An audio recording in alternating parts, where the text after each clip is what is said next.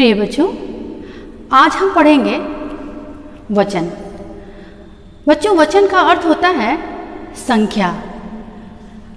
शब्द के जिस रूप से उसकी संख्या का बोध हो उसे हम वचन कहते हैं। संख्या का बोध हो उसे हम वचन कहते हैं।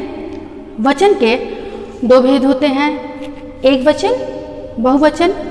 एक वचन से एक संख्या का बोध होता है और बहुवचन से बहुत सी संख्याओं का बोध होता है।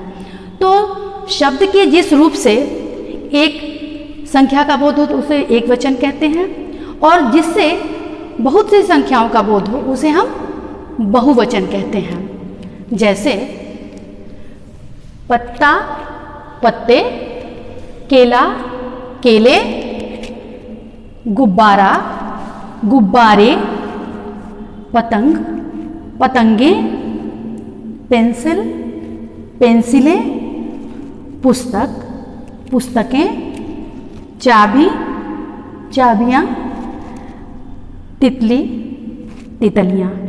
तो बच्चों, आपने देखा कि यहाँ इस पंक्ति में सभी एक संख्याओं का बोध करा रहे हैं, इसलिए इसे हम एक वचन कहेंगे। और इधर कई संख्याओं का बोध हो रहा है तो इसे हम बहुवचन कहेंगे। कुछ शब्द सदा बहुवचन के रूप में प्रयोग किए जाते हैं, जैसे हस्ताक्षर, आंसू, दर्शन, प्राण, दाम, अक्षत, लोग, केश आदि। कुछ शब्द सदा एक वचन के रूप में प्रयोग किए जाते हैं, जैसे बारिश, पानी, दूध, घी, दही, आकाश, जनता आदि। आदर देने के लिए बहुवचन का प्रयोग किया जाता है, जैसे पिताजी अखबार पढ़ रहे हैं। हम उनको ये नहीं कहेंगे कि पिताजी अखबार पढ़ रहा है, पिताजी अखबार पढ़ रहे हैं। माताजी खाना पका रही हैं।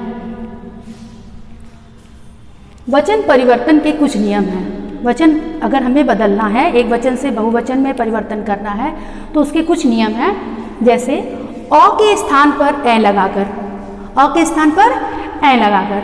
जैसे बहन, तो क्या हो जाएगा? बहनें।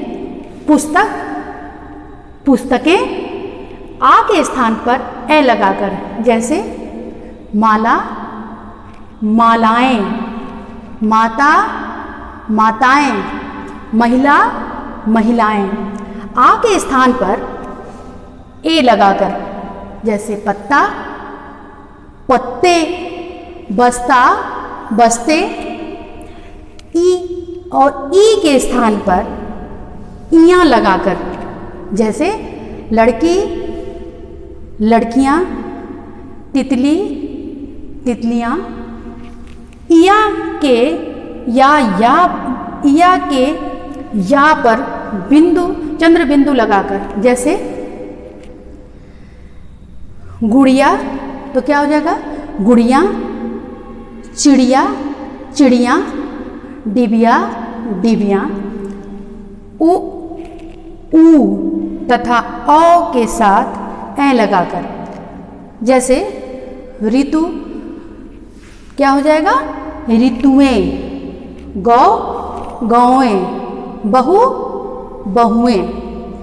कुछ शब्दों के बहुवचन शब्दों के अंत में नए शब्द जोड़कर बनाए जाते हैं, जैसे पक्षी, उसमें नया शब्द जुड़ा है तो क्या हो गया है?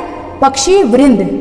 अध्यापक शब्द है, उसमें नया शब्द जोड़ दिया गया तो क्या हो गया है? अध्यापक गण, यानी बहुत से अध्यापक। प्रजा, प्रजा में नया शब्द जोड़ा गया है तो प्रजा जन। अमीर, अमीर में लोग जोड़ देंगे तो क्या हो जाएगा? अमीर लोग।